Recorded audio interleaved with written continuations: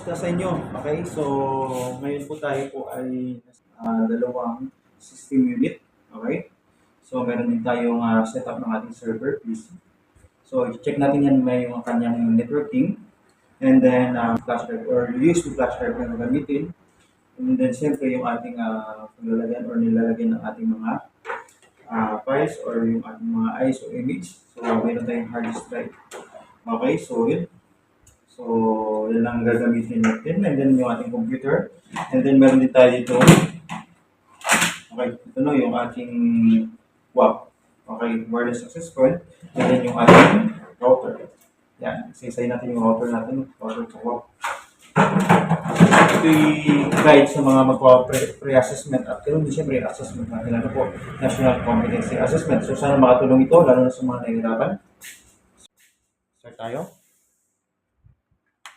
Okay, unang-una, ang una natin gagawin, siyempre, ito kasi sa assessment ginagawa din ano. So, kailangan gumawa tayo ng bootable USB flash drive. Ano po? So, gamit ng ating USB flash drive, ordinary USB flash drive, ay gagawa tayo ng bootable USB flash drive. At siyempre, kailangan natin ng bootable creator, no? So, although pwede naman siya sa ating command, pero sa ngayon siguro, ang ipapakita ko na lang about Rufus. Okay? Kasi yan po yung kadalasan natin ginagamit sa pag-create ng bootable USB flash drive. Ano po? So, ito po yung ating i-reformat, our server PC. Okay? Power on lang natin. So, yan. Kailangan lang galawin. Okay, so nalaglag lang yung kanyang, okay, post ko muna no, nalaglag lang yung kanyang VGA cable. Okay, ayan, okay na kasi nga pinalitan natin ng monitor na mas okay tingnan at walang problema sa kanyang screen. So yan po no, papakita natin ngayon kasi ito po ay merong OS, ano po. So meron siyang operating system. So pwede natin siyang ma-check kung ano kanyang partition style or partition scheme. Okay, so pamagitan ng ating ginagawa. So we can use a command prompt. Okay, so cmd. So try natin ano. So yun lang, hirap lang na mag-video ng mag-isa. Okay, so wait lang, i-post ko muna. Kuha tayo ng upuan. Okay, so yun ano po. So sana maging malinaw yung ating recording, video recording. Okay, so ngayon po gagawin natin. Titingnan natin yung ating disk PC. Ano po? So, I mean the hard disk drive. Okay, titingnan natin kung ano kanyang properties. Okay, especially yung kanyang partition style or partition scheme. So, ang gagawin ko, we can use a cmd command prompt. And then, we can use also the disk PC right-click properties or yung local DC right-click properties. So, unahin natin yung command. So, kailangan kasi natin malaman kung siya po ay GPT or MBR. Okay, so para yung paggagawa natin ng bootable USB flash drive, pag-reformat natin ay hindi magka-problema. Ano po? So unang-una, okay, so hindi tayo. Isa sa pamamaraan, maraming pamamaraan. So ito ilan lamang, no? Dalawa lang ang gagamitin natin ngayon. Okay, so unang-una, type this part.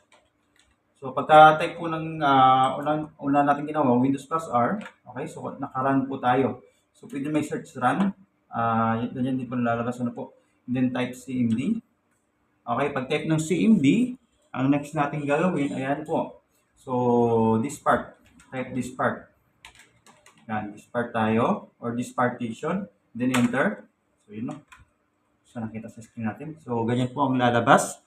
Pagka this part natin, we will type list this. Okay? Then enter. Okay. Space natin yung list this. Pag ganyan na lumabas, then enter. So, may mapapansin po tayo. So, kitang-kita naman siguro sa camera. Okay? So, lapit natin konti.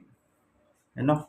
So, kitang-kita naman na siya po ay okay, by using this part, no? So, pinakauna natin ginamit ay this part. Yan po, no? Word na this part. And then, yan po, no? May lumabas na GPT. Naka-stir si GPT. So, ibig sabihin, yung ating hard disk drive ay naka-GPT. Okay? So, yan po yung sa pamamaraan lamang. So, sa pamamaraan. So, bigyan na lang natin ng try natin. Okay, so next natin. So, ang gagawin ngayon ay pumunta sa disk PC. Okay, and then right-click. Okay, so right-click properties. Kahit malin dito, no, sa ating mga local disk. So, pwede dito, no, walang problema. Walang problema. Kahit yan po ay DVD natin or CD. So, right-click properties tayo. So, yan kasi ay may pagpipilian pa din, ano po. So, meron tayong mga tabs dito. So, pwede nyo pong i-explore ito, no? Makakatulong po ito sa ating mga maintenance ng ating mga computer. So, sa ngayon po, ang gagawin lang natin ay pupuntahan lang natin si hardware. Kasi si hardware lang po yung ating focus ngayon. So, marami siyang partition. Yun, kung papansinin natin, maraming partition. Pero kung inyong bibigyan talaga ng pansin or din yung ating mga ginagawa ay nasa isang disk drive lang siya. Ibig sabihin, isang hard disk drive lang na maraming partition. Okay, so yun, no? Kita naman, ano? Medyo tabingin yung ating screen. Ah, okay. So, ang gagawin natin, okay, na-select na natin. Pero kung marami kang pagpipilian, for example, lalagay natin ating USB flash drive. May pagpipilian tayo para makita lang natin kung ano pagkakaiba.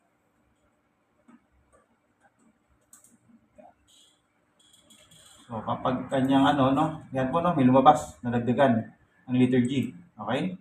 Saka ito. So, yan po ay part ng ating USB flash drive. Okay? So, you can check din naman kung part talaga siya. So, compmgmt, computer management po ito compmgmt.mec. So, yan. So, ito yung part ng ano natin, pag-create ng bootable USB flash drive. Ano po? So, doon tayo sa disk management. Okay? So, check natin, no? May disk 0 tayo, 0, and then this 1. Yan, this 0 and this 1. So, ibig sabihin, this 0 is the hard disk drive. Okay? And this is our USB flash drive. Ano po? So, sana klaro tayo doon. So, dyan pa lang ay makikita natin na dalawa na sila. So, pwede naman dito, no? Properties. So, same lang po, no? Kung dito kayo pupunta, walang problema, no? Okay, so pwede naman kayo dito properties, okay? Pero dahil doon na tayo nag-umpisa, dito na lang ano. Kahit dito ay walang problema. Kahit saan kayo mag-select diyan. Kasi dito sa hardware natin, hardware tab ay meron pa tayong pagpipilian. Okay? So this is our mag-ingat dito, no, baka kasi ang akala nila yung iba, chine-check nila ay si hard disk drive, yun pala ay yung ating USB flash drive. Ano po? So, or USB device. Okay? So, yung gagawin natin, punta tayo dito sa ST500. This is our disk drive.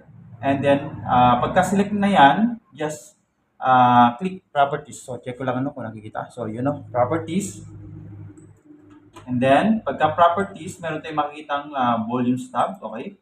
So, sa volume tabs, ngayon, may blanco pa. Pero, kailangan lumabas yung kanyang properties sa paanong paraan. So, just populate. Ano po? Okay? So, yun. Nakita natin GUID. Sa ibang Windows kasi ito ay administrator sa ating server. So sa ibang Windows kailangan mo i-populate twice. Ano po? So dito ay isa lang. Okay? So kung hindi ako nagkakamali, twice po siya i-populate. So yun, nakita na natin na siya ay naka-GUID partition table or GPT. So ibig sabihin, the same lang po sila, no? Yan. Okay? So wala silang pinag-iba doon. Or di kaya, to make sure, pwede rin dito, no?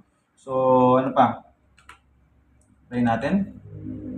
System 32 info. Okay? So, pagbalik din natin kung may mali. Okay? So, kung minsan ay nagkakamali din ako doon sa, pero tanda ko naman, no, na kung saan maalin. So, pwedeng 32 ay lagyan natin sa sudo. Yan. Yan. System info 32. Or system 32. Info. Oh, wait lang po Okay, tuloy natin, no? So, ang pipindutin lang, so close muna natin ito, no? So, sa pamamagitan ng CMD, meron tayong GPT. At ganun din sa ating local disk drive, meron tayo doon sa volumes na GPT din. Ano po? So, last na lang, no? Meron pa pang paraan, pero hindi na natin yan lalahatin kasi nga, kailangan natin lalo sa assessment natin, no? Per assessment, ganun din, no? So, meron tayong oras, 3 to 4 hours. Yun yung target natin sa ating training na matapos lahat. Ano po? So, pwede mas mabilis doon. Ano po? Lalo na kung nasunod naman natin yung ating safety. Okay? So, walang problema. So, ang gagawin natin, Windows plus R, last na lang ito, no? MSN432. So, yan. So, dito po makikita natin kung ano po ba ang klase or ano po ba ang BIOS mode meron tayo. So, we have a UEFI. So, yun, no? Dito pa lang nalalaman natin na mayroon tayong makabagong BIOS, no? UEFI. So, legacy in UEFI lang naman yan. Ano po? legacy BIOS, and then UEFI BIOS. Yun lang po, no? Okay, so ibig sabihin, ang gagawin natin ngayon, dahil ito po ang ating i-reformat sa Server 2019, si Server 2019 ay gagawin natin Server 2012. Okay, so yun. So, gumagamit din tayo ng Server 2022. Pero sa oras na ngayon, kasi nga, itutuloy natin ito sa networking. Ano po, real computer talagang gagamitin natin for our networking, sa setup computer networks, and then our, okay, so sa ating client server network. Setup server, okay? So, yan po ang ating gagamitin, okay? So, yung ating server 2012. So, saan tayo gagawa? Okay, ang gagamitin natin para gumawa tayo ng bootable USB flash drive. Kasi iniisip ko dito, paano kung wala tayong OS, operating system sa ating server PC. For example, ganito lang, no? Alt F4 tayo or shutdown natin, no? Control Alt Delete or Alt F4, okay? Para ma-shutdown yung ating computer.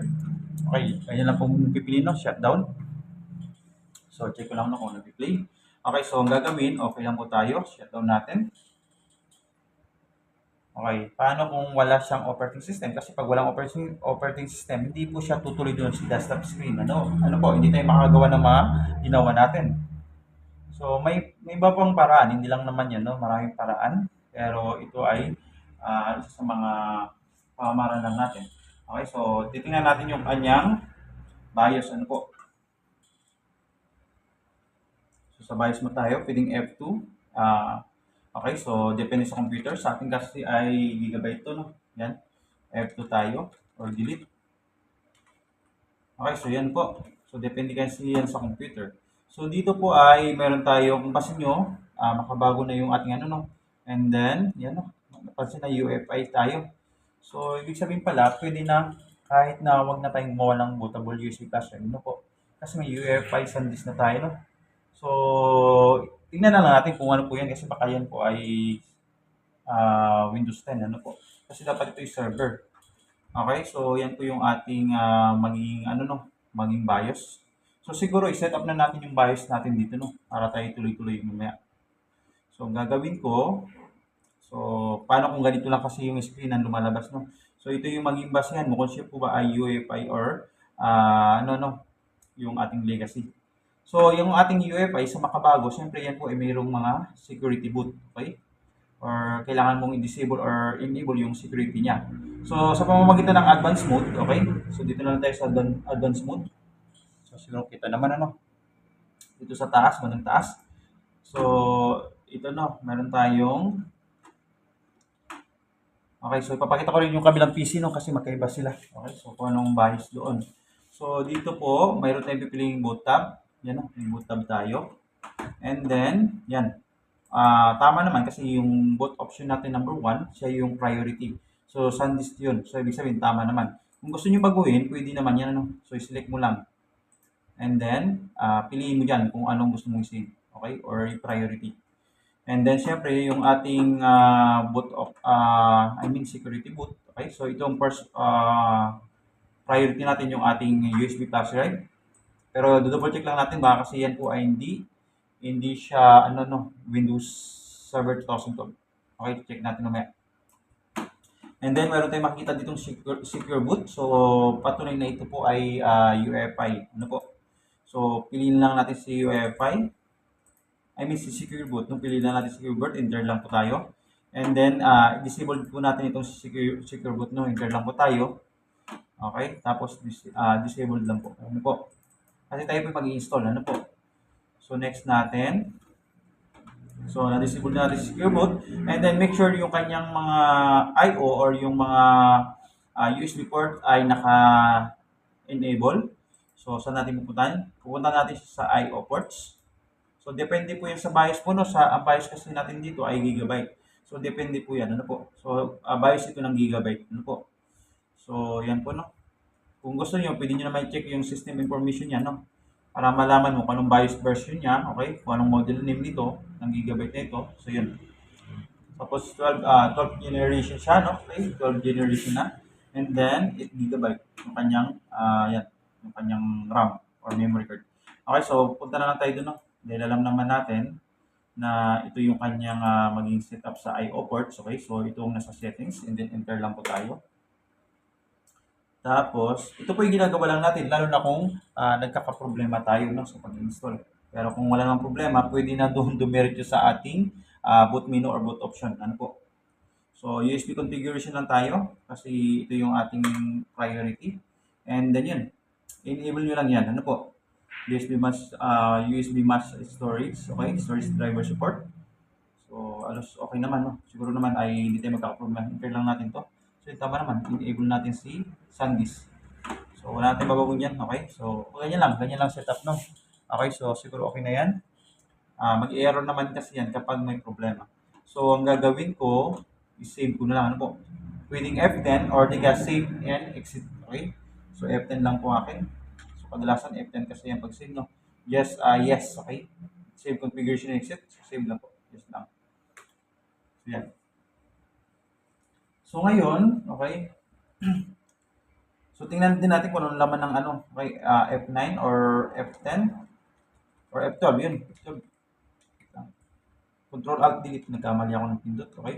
Control Alt Delete. F12. May nakikita dito sa baba. Oh. Kung anong mga keys yung kailangan mong pindutin. So, F12 yung sa gigabyte. So, yun ano. May nakita tayong SanDisk. Yun. Priority SanDisk. So, piliin na natin yan kung saan yung partition yung pwede. So, yun. Partition 2. Okay? So, partition 2 talaga siya. Try nga natin to. Yan. Partition 2. Or partition 1. Ano po? So, check natin kung mag-okay to. Ibig sabihin partition 2 talaga. Okay, so yan. Nag-loading. So, wait natin kung ano maging response ng ating computer. Yan, nag-loading siya. So, sana siya po ay, ano natin, no? Yan, meron na. Kaso nga lang, check natin kung ito ba ay Windows 10 or server na. Kasi pag hindi to server, iulitin natin. Kasi nga, yung ating right side dito sa ating setup sa ating assessment center ay ito po, no, yung ating server PC. So, dapat ito po ay Windows Server 2012. Ano po? So, install lang natin. So, tingnan natin. Okay. And then, yun. Okay, so may nahinang license pero meron naman siyang option, no? I don't have a product key. So, pinutin lang yun. Yun, Windows 11 siya. Okay? So, yun lang. Hindi tayo pinalag ngayon. So, ibig sabihin, kailangan natin gumawa ng bootable USB flash drive. Okay? So, kung Windows 11 lang gagamitin nyo, no? For example, install nyo siya sa client PC natin dito, no? Sa kabila. So, this is our client PC. Pag i-install mo siya dito, so, pwede naman sa Windows 11. Kaso nga lang, pipiliin nyo ay dapat ito pong Windows 11 Pro. Okay? Yan. Pero sa ating assessment, ang ating ini-install ay si server PC. Ini-install na si server PC. Pero ganun pa man, kailangan alam din po natin paano mag-install ng mga client OS. Okay? Client PC OS. So, next natin. So, dahil ganyan po ang naging ano natin, ang gagawin natin ay mag-install tayo dito sa ating gagawa tayo ng bootable USB flash drive. Ano po? Sa tulong ng ating client PC. Yan. So, i-pause ko muna. Okay, so ipa-plug ko muna yung ating hard disk drive. Ano po? So, bawal ibagsak to yung ating ganitong mga hard drive kahit kayo po ipupunta ng assessment center. Kasi once na mabagsak to, no, pwedeng masira agad. Ano po? So, may mga experience na tayo dyan na sisira agad. Kasi nga, napakadelikado yung ating mga hard disk drive. So, ilalagay ko lang sa computer natin yung dalawang yan. Ano? Kasi nga, ito po yung ating pagkukuha ng files. Kasi tingin ko, ito po yung bagong installed. No? So, dyan tayo gagawa ng ating Rufus. Okay? Pero kailangan natin ng ating Rufus dito kasi nakalagay no, pati yung ating ISO image file. So check natin kung nandito na po. So ituloy lang natin ang video. And then yung ating flash drive, yun yung ating gagawing bootable USB flash drive. Ano po? So pwede namang ibang brand ano po. Pero sa atin ay SanDisk. So yan po no. Okay, so push ko lang. Okay, so kung pansin natin ay na-detect na yung ating mga nilagay na sa USB port. Ano po? So front panel to no. So kung gusto mo, pwede naman sa back panel port. So pwede naman sa ating server no maggawa. Kaso nga lang iniisip natin baka kasi maapektuhan or yun. Kasi madami din kumisan ni error no. at marami ang security features yung ating mga server, kaya hindi rin basta-basta. Kaya to make sure lang or sigurado tayo at minsan kung yung ating OS, ang ating server PC ay walang OS, no? So yung server PC natin kung minsan blanco. So paano ka makagawa doon po? So yun yung dahilan din kaya ayaw nating gumamit ng server PC para gumawa ng bootable USB flash drive. So mas okay na yung client PC natin nan po. Yan. So si client PC muna ang gagamitin natin. Okay, so ayusin ko lang yung camera. Okay, hanapin ko lang yung ating ISO image sa Rufus ano po. So yan po yung ating wag na delete. Okay, so kasi nga delete lang minsan no. Kaya pakiingatan ng ating mga files lalo na kung yan po ay kayo po ay gumagamit ng mga third party application lalo na yung mga USB guard no nakaka-delete po yun. So may mga note tayo diyan or may mga may mga nilagay tayong pinaka-guide natin diyan ano po. So dapat hindi natin na-delete basta-basta yung mga flash hard drive. Okay, so magbabasa muna siyempre, no? Kasi nga, ang dami nating experience yan na nagka-copy ulit ako ng 2 to 3 hours or more than that, ano po, para maging okay lang. So, next lang po tayo. At yun, may mga Rufus na tayo, no? Iba't ibang version. So, kailangan ay open din po yan, ano po, para makita kung ano yung kanilang appearance or kanilang UI. Kasi nga, madami tayong feedback na mga iba lang yung kanilang ginagamit ay hindi na maunawaan or nalilito na.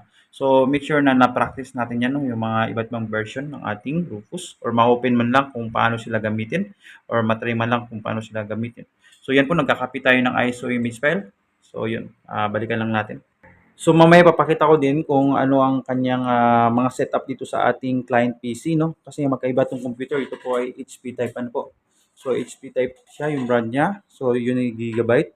So yun. Okay, so gagamit din po siyempre tayo ng ating UPS. So dapat alam din kung paano gamitin ito, no? So meron naman lang naman tayo diyang ano, no? Yan, yung mga output sa bypass, no? So pag output yan, pasok yan sa output. Okay, so i-grab ko na din yung paggamit ng ating UPS, no, kasi nga kailangan ito lalo na kung biglang mag brown out or mag-shutdown yung ating electricity, source of electricity. So malaking maapektuhan nito sa ating mga task na gagawin. Kaya kailangan kahit paano kilala natin yung ating mga UPS. Ano ba ba ang UPS? Ang UPS natin ay tinatawag na uninterruptible power supply. So ibig sabihin anytime na mag-brown out, mawala ng kuryente, ay magagamit ito mag-automatic switch on. Pero pag mali ang paggamit ay hindi rin napapakinabangan, no? So marami na tayong experience yan na nag-brown out ay namatay din yung kanilang computer kasi nga mali yung na-priority. So ang priority natin dito ay yung ating mga system unit. So we have a client and then server PC. Yan yung ating pinaka-priority. At saan natin nilalagay yan? Nilalagay po natin sila dito sa ating output. Yan. Tatlong output. And then bypass. Pag sinabi namang bypass, yan po ay direct na sa ating outlet. So, ibig sabihin, ito lang po ang nag-work yung ating output, no? Ito po ay dumadaan sa ating circuit board para sa inverter. Ano po? Kasi nga, ito po yung battery lang naman, no, na mayroong inverter. And then, mayroon siyang sensing circuit para malaman na yun, mag-automatic siyang mag-switch on, no? Parang mga night switch lang, no? Mag-automatic switch on siya kapag kinakailangan na. Okay? Lalo na pag walang power source. So, yun lang, no? So, pakita ko yung front niya. So dito lang po maglalagay, no, sa ating system unit, client PC, server PC, yun yung ating pinaka priority, no. Yung mga server PC natin ano po. So wag po yung monitor. Although yung monitor pwede naman ilagay, pero pinaka priority talaga natin ay yung ating system unit para maiwasan natin na makurap or mag-shutdown ng bigla-bigla yung ating mga computer. So ito yung kanyang front, no. Yan. Ito lang kanyang switch on, pero make sure na naka-plug lagi siya, no. So, naka-plug lagi yung kanyang pinakasaksakan doon sa likod. Ano po? And then, naka-plug sa outlet. I mean, no? Naka-plug siya sa outlet. And then, nakalagay na yung ating mga system unit. Ano po? Client PC at saka server PC. So, pag magpa-power on, just long press or, I mean, the press this one, no? So, kailangan may lalabas yan. Okay na orange, okay? So, indication na siya po ay naka-power on na. Pero pag yan po i-plug mo yung kanyang ano, no, ang kanyang 220 volt AC doon sa ating outlet, yan po ay magi-green, okay? Kapag red naman, so yan 50-50 na, no, kailangan nyo nang i-plug or di kaya ay kailangan i-repair or maintenance. Ano po? So dapat ay orange saka green lang, no? Yun yung mga proper color na kung saan ay yun. working pa or di kaya maganda pa yung status ng ating UPS. Ano po? So, yan yung purpose. Ano po? So, dapat lagi naka-plug. Ano po? Para anytime na nawalan ng kuryente, ay mag-automatic switch on itong si UPS. At siyempre, hindi siya mabilis ma-discharge. Kailangan may charge din yung kanyang battery. So, yun lang po, no? Yan yung ating secure, okay? Secure brand, okay? So, computing. Para sa computer natin. So, off lang natin. Okay, so balik tayo dun sa ating ginagawa. So, pinutin lang ito no, power button to switch on and then to switch off. So, magbibip naman yan pag lobat na, no? So, yan kasi normal, no? Matagal yung kanyang beep. Pero pag palobat na, yun, mabilis na, no? Okay? Tapos magre-red color yan, okay? So, yun. Okay, off ko na. And then, next tayo. Okay, next natin gagawa tayo ng bootable USB flash drive using our Rufus. Okay, so although maraming third-party application at kahit yung mga command natin, pwede natin gamitin to install or to create a bootable USB flash drive. So ito po no, iba't bang version, pero dapat familiar tayo. Pero ako, bago ko ginagawa yan, ang pinakaunang ina-advise ko ay yun, disable muna or uninstall muna si antivirus kasi may mga pagkakataon na si antivirus ay nakakapigil sa installation or sa making or creating bootable USB flash drive. Ano po? So, ang gagawin ko, pupuntahan ko si antivirus. So, ito kasi wala naman siyang nakalagay dito. Okay? So, I think nagalaw na siya. Okay? So, pero tingnan natin no, antivirus niya. So, saan tayo pupunta? So, puntahan ko lang si antivirus yan po. Okay, nag-troubleshoot pa tayo kasi nga yung keyboard ay hindi nag-work, no? Nagpalit na ako ng keyboard, oh. So, walang nagbabanggit sa akin kung bakit, anong problema sa keyboard nila. So, yun, tatanungin ko pa bukas kung bakit wala nag-inform. Pero, ang gagawin ko muna, kasi nga, tayo naman ay gagamit nito. Yan, on-screen keyboard muna tayo. Yan, para magawa lang natin yung ating task. Okay, so, yun, nag-sign in ulit ako. So, yun, i-pesto ko lang ulit. So, use this yung ating keyboard. Baka drivers, okay, so ang problema. Kasi I think nagamit ko pa siya kagabi. Or yun, titingnan natin, no? Tapusin lang natin yung ating tutorial. So, tingnan natin kung may antivirus to, no? Windows plus E. Okay, so, tsaga-tsaga muna tayo, no? Gusto na lang natin kung kinakailangan ng driver or i-update yung driver. So, puntahan natin okay, so, control panel, no? And then, kay control panel, i-ano lang natin to. Okay, sa system and security, tingnan natin. And then, meron tayong Windows Defender Firewall. So, ano po bang hanapin natin dito? Security maintenance, try natin. Tapos, meron ditong security.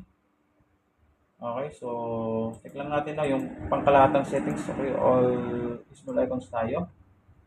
And then, so, kulang-kulang ito, no? Wala naman. I think hindi naman tayo magkakaproblema kasi wala siyang antivirus. Okay, antivirus. Security maintenance talaga. Kasi ito Windows Defender Firewall. So, sa Windows Defender Firewall na siya pumasok. So, ito kasi ay mm, security maintenance. Punta tayo sa security maintenance. Yun talaga yun. Security maintenance. So, wala siyang internet security na ano.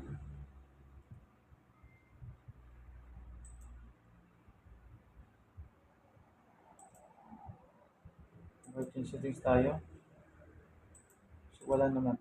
Kasi wala siyang lumabas sa services dito. Pag meron kayo na makitang antivirus, okay, so ano lang natin, i-turn off muna. So, wala naman ditong makaka-apekto.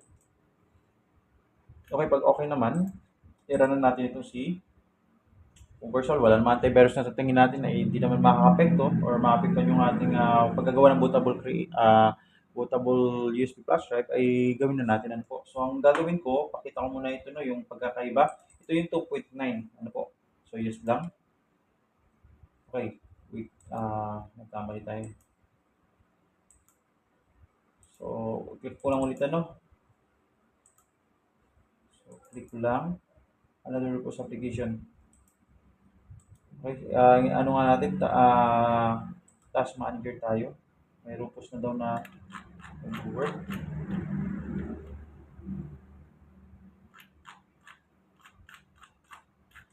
Try lang natin. Ano nangyayari?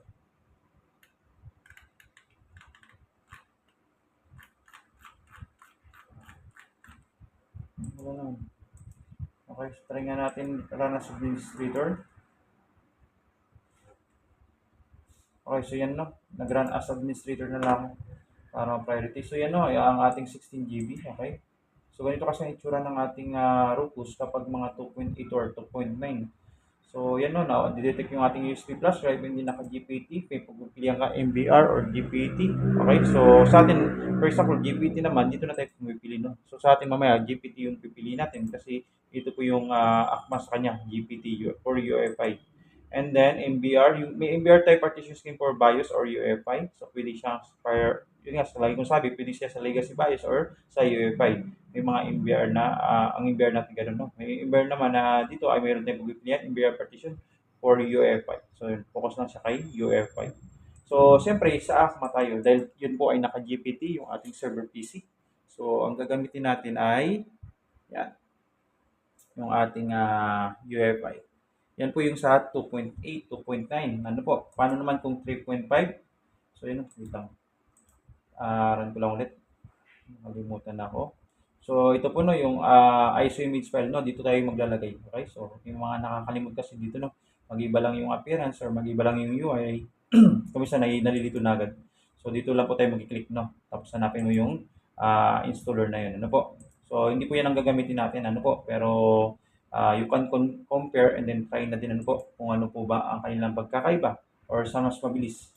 Okay, so ang gamit ko ay 3.5, para sa administrator din para hindi maapektuhan, just run. Okay? So, pag ganito, do you want to allow? So, itong kaninang mali ko, no? So, do you want to allow Rufus? So, sa akin, no ko lang kasi nga matagal. Ano po? May pagkakataon na tumagal yan. Pero depende sa inyo, no? Kung willing naman kayo for sure tumagal, ay maghintay, walang problema.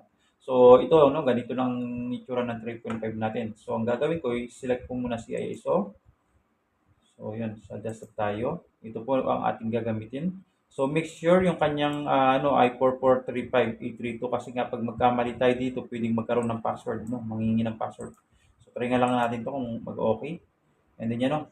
Ito na ang magiging tsura niya. Tapos naka-GPT na siya, no? Pwede mo naman MBR kung MBR yung ating hard disk drive. Pero kung dahil yun po ay GPT yung ating server, so GPT po ang ating lalagay. Tapos dito wala na pwede piliin. And then paggagawa ng ganito, kailangan make sure na lalagyan mo din kung oops, gumana siya. Wait lang. Yun, gumana. Okay, so gumana na. Okay, Marlon, kanina hindi gumagana dito. So dito hindi gumagana. So check natin kung anong problema. Pero dito nagana siya. Okay, so lagyan natin Marlon dahil ito po ay Windows na para mapalitan yung kanyang label na Windows server or server lang. Windows server 2012. Tapos underscore GPT para may pagkakakilanlan. Pag makita ng ibang ano, tao or ibang user, at least maunawan nila na yun pa is server 2012 at GPT, no? So, yun. Pwedeng hindi na sila mag-reformat kasi nga, or magganito ng ganitong procedure, hindi na nila ulitin kasi nga, mayroon na nakalagay naman. So, yun. Start lang tayo. So, ganyan. Okay na yan, no? So, wala na akong ginawa. The rest ay default na ang ginawa ko. Okay? Start lang po. Tapos okay. So, isa sa mga ano natin dito, no, isa sa mga technique natin kapag tayo po ay nasa assessment or pre-assessment, ang gagawin ay abang tayo gumagawa ng USB bootable flash drive ay yun, kailangan mo nang dumiskarte, no, kung paano mababawasan yung mga task na gagawin. So, multitasking, pumapasok yan yung ating mga multitasking, time management, ano po. So, mga discarding nyo, techniques or ano, no, mga pamamaraan para mabawasan yung mga task na ipapagawa sa'yo. So, yun ano. So, pwede siguro ang gagawin mo ay pwede kang mag-disassembling, no? Habang gumagawa ka nito. Or di kaya ay, no, kung papayagan ka mag cabling splicing or di kaya, ano, no, yung ating network layout, baka pwedeng pagsabay, no? Kung isasabay. So, yun, depende kasi yan sa ating assessor kung anong gagawin. At basta importante lang, i-allow ka, no? at mabawasan yung task or yung mga gagawin mo. Kasi nga 3 to 4 hours ay medyo mabilisan, ano po, from 4:1 up to 4:4. So diskarte lang talaga, no? So yun. Kasi yun, naka-isang minuto na yan, ano po. So ipo-pause ko muna, ano po. Okay? So ganyan lang po gumawa ng bootable USB flash drive, no? Maghihintay ka lang. Okay? So yun. Basta ang pinakaimportante na laging tandaan, kailangan alamin mo muna si hard disk drive, no? Yung ating server PC, yan, alamin mo muna kung siya po ba ay GPT or MBR. Kapag na-sure mo na siya ay GPT, MBR, maalin man dun sa ating ginawang pamamaraan, kasi kuminsan talaga ay kailangan mag-double check ka din, ano, kung talagang tama or nasusunod mo yon or magawa mo yung hiningi sa task na or yung hiningi na system, no? So kailangan ay yun, makasigurado ka muna kung GPT, MBRC, hard disk drive ng ating server PC kasi kadalasan server PC lang naman ang nire-reformat. Ano po? So kapag alam mo na, hindi yun, mag-setup na tayo, no? Kailangan natin ng USB flash drive. So kung minsan na ito pong bilis ng ating paggagawa ng bootable USB flash drive ay nakadepende po kung gaano kabilis ng computer. Okay? So isa yan sa mga pwedeng maging dahilan kung bakit bumabagal kasi mabagal din ang computer. Or di kaya ay yung USB flash drive, no? Pwedeng yung mga clone or yung mga fake na USB flash drive ang nabili mo, ang mga imitation, no? So yun, pwedeng bumagal. Or di kaya defective na talaga yung USB flash drive mo, no? Pwede din yun. Kasi sa katagalan ay talagang, siyempre, uminit din ang mga piyasa, no po? Or di kaya, pwede din sa gamit mong Rufus, no? So yun. Or di kaya, nag-update. Baka may clinic ka doon na for updating, kaya tumatagal. So yun. So ISO image natin, pwede din, ano, defective yung ISO image. Kaya o corrupted, no. So kailangan isipin natin yung mga pamamaraan or mga pwede pang maging dahilan para maiwasan natin yun at mapabilis natin yung task na ating ginagawa. So isipin mo, naka 3 minutes na tayo, no? So kung minsan inaabot ka ng 30 minutes above, okay? So depende talaga yan. So, ganyan lang po gumawa ng ating Rufus or yung sa ating bootable USB flash drive gamit ang Rufus. So, yung Rufus hindi lang naman dito ginagamit kasi yan po yung ginagamit ko din sa mga ano no, ibang mga installation katulad sa mga piece wifi ano po. Sa mga ano no, sa mga Pi 1, okay? So, mga ganun no, mga iba't ibang klaseng board na kung minsan kailangan niya ng image file. So, yun. So, marami tayong pinaggagamitan yan, no? Basta may image file yung isang system or isang ano, no? Kung isa sa TV din, no? Sa TV, kung minsan ginagamit din ng mga ganyang mga creator. Or sa mga Windows password natin, kung minsan kailangan din, ano po. So, depende po sa pangangailangan at application or ano, no? Kung kailangan naman talaga, ay yun, Rufus lang, no? Rufus kasi mabilis din, ano? So, mayroon pa naman tayong mga third-party application, hindi lang naman Rufus. So, may din Windows bootable creator. So, pwede yun, ano po. So, marami pa. So, yun, i-post ko muna, no? Para hindi umaba yung ating oras. Okay, so ang ginagawa natin ay sa real PC po tayo gumagawa, no? Sa client PC natin, Windows 10. Okay, gumagawa tayo ng bootable USB flash drive. Pero meron tayong mga video patungkol doon sa ating mga VMware, no? Sa mga virtual machine, okay? So, pwede ding panoorin yung mga link na kasama nito, no? So, sinasama ko yun, pinagsasama-sama ko para mayroon tayong mga ginagawa sa VMware, no? Sa virtual machine at saka yung sa mga real PC or sa real device, ano po? So, yan po yung pinagsama-sama ko para at least may guide na lahat ng mga kukuha ng CSS. So, ito po yung naka-view lang kasi yan nakalagay dito private no unlisted, okay? So, yun, hindi lahat nakaka-view. So, ibig sabihin kayo lang talaga, no? So, maliban naman kung yung video na yun ay pwede ko naman i-public, no? So, nakadepende din sa akin no, kung gusto kong i-public. So, yun. So, sana makatulong po itong video na to. Yun, 6 minutes na tayo, no? Okay, so medyo matagal-tagal din, ano po. So, paano pa kung ilang ulit tayo? Okay, pwede pang tumagal lalo. So, yun. Pag-isipan yung bawat gagawin, okay? So, baka kasi may mga pamamaraan tayo na pwedeng mapabilis yung proseso or di kaya ay mabawas yung mga task kahit ito po yung nagkakaroon pa ng copying or nagkakaroon pa ng process yung ating groups. So baka may mga maiisip na agad tayo no bago mag pre-assessment or bago mag-assessment. So pag-aralan na agad natin kasi nga binibigay ko naman yung mga listahan or yung mga guide na kung saan from core 1 up to core 4 kung ano po ba yung mga gagawin. So ngayon pa lang dapat pinag-iisipan na agad ano po.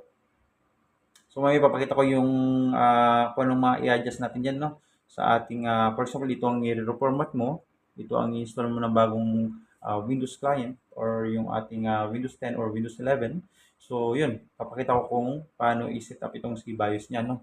Pero kadalasan talaga ang siniset up natin ay yung server PC. Yan. Si server PC, hindi ko naman sinasabi na si server PC ay laging sa right side, no. Pwedeng gawin niya na ano, no, pagbalik rin para malaman lang kung maalam talaga si trainee or si candidate.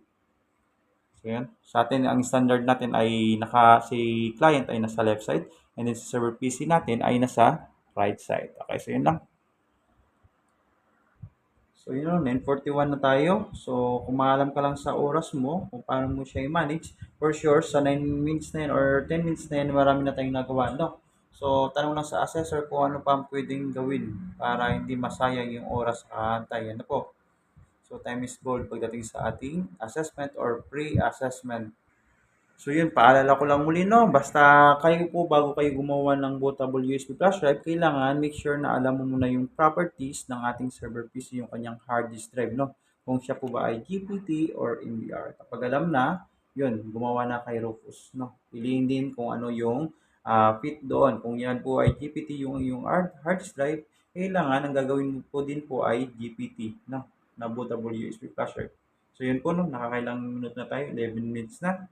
Okay, so yun. Abangan lang natin. Pause muna natin to. Okay, ito ang ginamit nating ISO, no? Baka kasi magka-problema ka, humingi ng password. So, yung ISO natin, kung tingnan natin, ay meron siyang 4.22 gigabyte. Ano po? So, yung type niya ay this image file. Okay? So, pwede naman i-click properties para makita mo yung information pa. So, yun, no? ISO siya, .iso, yung kanyang teku file. So, extension file ay ISO.iso.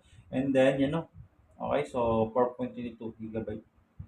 So, pwede mo siyang i-unlock. May nakalagay kasi ditong, for example, hindi siya inaalaw, no, ma-open. So, you can click the unlock and then apply, no. Kapag, for example, hindi lang i-allow na ma-open itong ating, ano, no, yung ating, or magamit itong ISO image file natin. So, yun lang, okay? So, yun lang naman ang kailangan natin malaman yan. Yung information, so 4.22 gigabyte. So, yun know, meron tayo sa hard disk drive natin. Galing yan sa ating hard disk drive. So, pansin nyo po no, 30 minutes lang, okay? Within 13 minutes ay meron na tayong, yan, bootable USB flash drive. So, pause muna natin. So, mag-iisang oras na din yung ating video, okay? So, using our Roku 3.5, so meron na tayong 13 minutes, 13:32. So, papakita ko din po sa inyo kung ano po ba yung kanyang output, ano bang kalalabasan para masabi mo na siya po ay bootable USB flash drive na. Okay, papakita ko din to yung kanyang BIOS nitong computer na to, no? Kasi nga, ang pinakita natin is server PC. So, pakita natin kung ito po ba yung inyong BIOS na gamit ay paano siya is-set up. Ano po? So, yan po yung nakadepende sa brand. And then, kung minsan ay nakadepende rin sa hinahanap ng ating, ano no, ng ating system. Okay? So, kung minsan kasi kailangan mo pang i-adjust kung ano pa mang pwedeng i-adjust dun, no? Kasi kung minsan minumodified yung settings. So, dapat marunong tayong umunawa, no? Malawak ang pangunawa natin sa mga gamit. Lalo na sa mga BIOS na yan, no? Magkakaiba-iba kasi ano na po. So, yun. Magbibigay lang tayo ng tatlong bagay na kailangan nating i-set or mga apat na bagay, 3 to 4, okay? Or more than that, kung kinakailangan. So, pause muna natin, matagal-tagal pa. Okay, update natin, no? Mayroon na tayong 18 minutes. Ano po? So, kita naman dito yung oras, 18 minutes. So, for copying ISO files pa lang yan, ha? So, i-pause muna natin, ano po? So, isipin nyo na lang yan, ano po, kung kayo po ay magkakamali na magkakamali. Kaya ang pinakamaganda dyan, double check kung ano po yung partition scheme or style ng ating hard disk drive bago kayo gumawa ng bootable USB flash drive. So, make sure lang, check nyo yung ating server. Yan, inulit ko na naman, ano. Kasi ang dami nagkakamali, dito nag-check. Or di kayo yung chinecheck ay yung flash drive, no. Imbis na ang i-check ay yung si server PC hard disk drive. Ang chinek ay yung ating USB flash drive. Or di kaya yung chinek yung client PC. So yun, useless. Ano po? Maliban lamang kung magkapareho sila lahat, ano, walang problema yon. Ay paano kung iba yung na-check mo, iba yung kanyang properties. So yun, yun ang problema, no? Magkakamali tayo. So yun, no, meron tayong copying ISO files pa, 19 minutes. So, i-pause muna natin. So sa pag-install ng ating server PC, no, pag mag-install tayo doon, no, ibang video na naman kasi mahaba, masobra, no. So we have 44 minutes na, 45 minutes, ano po. So yun, kaya nagpo-post, ano po. So yun, ang tagal. Copying ISO files pa lang yung nangyayari sa atin. Pero matagal na, ano po. Push ko muna. So, yun na, paalala ko lang sa lahat, kapag kayo po ay walang sipag at tiyaga dito, no, hindi talaga kayo tatagal sa CSS or di kaya masayang lang yung pinaghirapan natin. So, kailangan talaga, mayroon talagang ikaw, commitment, no, na yun, pagbubutihin mo lalo, no, porsigido ka na, ano, no, na ibigay lahat ng best mo or oras mo dito sa ating computer. Lalo na kung kung personal, I mean, yung ating time naman ay naayon sa ating klase, no, sa training natin. So, yun, iwasan mo na yung mga bagay na alam mong maubos ang oras mo doon. So, dito, no, kapag wala kang pasensya, no, kailangan i-build yung pasensya, yung mahabang pasensya, no. At syempre, pag-unawa doon sa ating ginagawa, no. Okay, so yun, tagal. Talagang kung minsan makakatulog ka na din. Okay, so yun, pag-isipan ng mabuti kung anong dapat gawin. Okay, so during our copying ISO file, so yun no, nagka-copy pa siya. Okay, hanggang ngayon. So isipin mo lang no, kung nakailang mali ka. So sabi natin 30 minutes na yun, finalizing this week. Okay, so kung nakailang ano ka dyan, try. So yun, pag nakita na natin ready na yan, naka-green naman lahat, so huwag nyo na pong i-start kasi kung minsan i-start pa yun, ano? Kaya paulit-ulit. So marami na akong na-encountered na ganito, kaya ang ginagawa ko pag personal, nag-ano pa, sabi ko, wag mo nang ulitin, ano? Kasi nga ubos talaga ang oras 'no. Hindi mo naman kasi puwedeng, ituro sa kanila lahat-lahat, lalo na sa assessment ano po. So, although gina-guide naman natin kaso nga lang siyempre, mayroon talagang gano'n na, nakakailang install 'no, dahil ini-start ulit. So, kung pansin natin, okay, so ito yung kasi yun 'no, server 'no, hindi lang na ano, pero yan po yun. Right click properties tayo. So, yun 'no. So, hindi lang natapos yung pangalan niya, pero yan po yung server. So, pwede yung siguro ang ilalagay na lang next time, or di kaya palitan mo na lang, server, kasi hindi makikita, no? Server 2012, okay, GPT. So, ganyan, okay? So, hindi nga kasi, server 12, GPT. Yan, para kasi, apply. Tapos, okay. So, yun, nagbago ng itsura, no? So, ang gagawin ko yan, pag hindi nagbago ang itsura, i-eject ko muna, no? Tapos, sa ako i-reinsert, no? Pag for example, hindi nagbago yung kanyang icon. So, yun, nagbago ang icon niya, no? Okay, pansin naman siguro sa screen. Okay, so right click properties tayo to make sure na GPT siya. So, yun no. Sa ganun din, same lang pong gagawin natin. Doon din sa ating hardware. Okay, so yun, ano lang, naglalag. So, yun, hardware. So, dito, kung minsan nagkakamali, akala nila yung hard disk, yun pala ay ang na-check si SanDisk or yung ating USB flash drive. No, USB device to, ito naman ay sa ating, yan, sa ating hard disk drive, and then ito naman ay yun, yung external natin. So, kailangan, isi-select mo yung po doon, yung i-check mo. So, ang i-check natin is yung ating USB flash drive. So, dapat naka-highlight kay SanDisk, okay? Tapos, properties po kayo, and then, may makikita kayong volumes tab, and then yun, populate na tayo. So, ito ang sinasabi ko na kailangan mag-double check mo yan. Double click. So, pag na-double click mo yan, makikita mo na yung kanyang information. So, yun o, hindi agad-agad nakita natin ang information. Kailangan pa natin i-populate ulit. Ano po? So, yun. Pag nag-GPT na yan, okay na tayo. Diretso na tayo dun. So, yun. GPT. Okay? So, okay na tayo dyan. So, GPT naman siya. I-close na natin yan. And then, next natin, wait lang. Pakita ko din yung laman ng files natin, no? Okay, this PC tayo. Ito yung ating server. So, click natin. So, yun, no? Ilang files siya. So, siya po ay merong 8 items selected. So, yun, 8 items or 8 files pataas, no? Dapat yung kanyang laman. Hindi dapat bumaba dyan. Kasi nga, kailangan kompleto yan. So, meron tayong setup dyan, ano po? So, yan yung ating niraran. Lagi, application, ano po? Pag mag-i-install ka, so, yan po ang magra-run. Pero dito, ay hindi tayo mag-click dito kasi nga, pag mag-click tayo dito, magiging Windows.org yan, ano po? So dapat para magkaroon ka ng fresh installation, kailangan doon mismo sa BIOS, no. So papakita ko din ng BIOS nito, no. Pero ang i-install natin ay itong si server, no, sa kabila. Okay? So sa kabila tayo doon, no, sa kabila. Yan, diyan tayo mag-install. Pero siyempre papakita ko din yung kanilang yung kanyang BIOS. Ano po? So sabi ko kanina, papakita ko. So tanggalin na lang natin. para hindi maapektuhan yung ating mga pinaglalagay na external hard disk drive. So, laging safe rin po tayo, no? Pag magtatanggal ng mga device kasi nga para hindi masira. So, pahalagahan natin yung ating mga flash drive, okay? So, mga hard disk drive. Kasi nga, hindi naman mumurahin lang yan. Ano po? So, okay na tayo. Basta alam natin na masisira yun o mapapahamak, ay iwasan sana natin yun. So, alagaan natin yung mga gamit para marami pang installer or marami pang mga user ang makagamit ito. Okay, so yung next natin, so tanggalin lang natin yung pagkakunik ng ating portable and then yung ating use. And then next natin, i-restart natin to. Para gaya ng ating server PC, makikita natin yung kanyang environment. No? Baka kasi ito yung sa assessment. No? So, restart natin. Tapos, siyempre, gagawin is, siyempre, alalay lang, no? Alalay lang sa F2. So, F2 lang naman yung kadalasan. F2, delete, okay, escape, or di kaya ay F12, okay? So, depende. Depende sa brand. So, may sinesend ako sa GC, no? Or sa ating Google Classroom. So, sa akin, F2 lang. May sinesend tayong pinaka-guide. Kung anong mga case yung pipindutin mo, no? Makikita naman kung minsan dito sa baba, no? So, pag ganito, exit lang po, no? Okay, exit lang tayo. Arrow down. Okay, so navigation key natin ng exit. And then yes lang po. Are you sure? Yes lang po. And then puntahan si BIOS setup. So yun po yung pinuntahan natin kanina, no, doon. So ang gagawin natin, puntahan natin yung first boot. Okay, boot option tayo. So may USB storage po dito. Kailangan make sure din na naka-check yan, ano, kasi nga para makasigurado lang tayo na madetect yung ating USB flash drive. Kasi nga ito yung patungkol sa USB flash drive.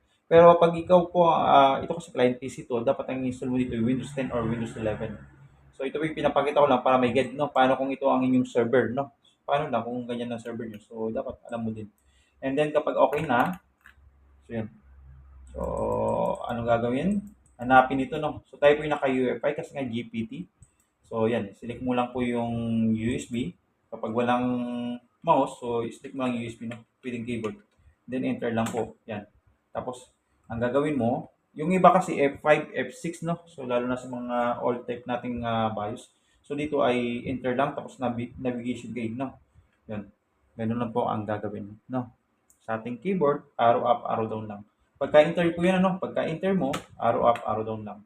Tapos, syempre, kapag naselect mo na yung USB, kasi dapat lalabas yan, no? USB flash drive, and then enter lang. Yan. Okay?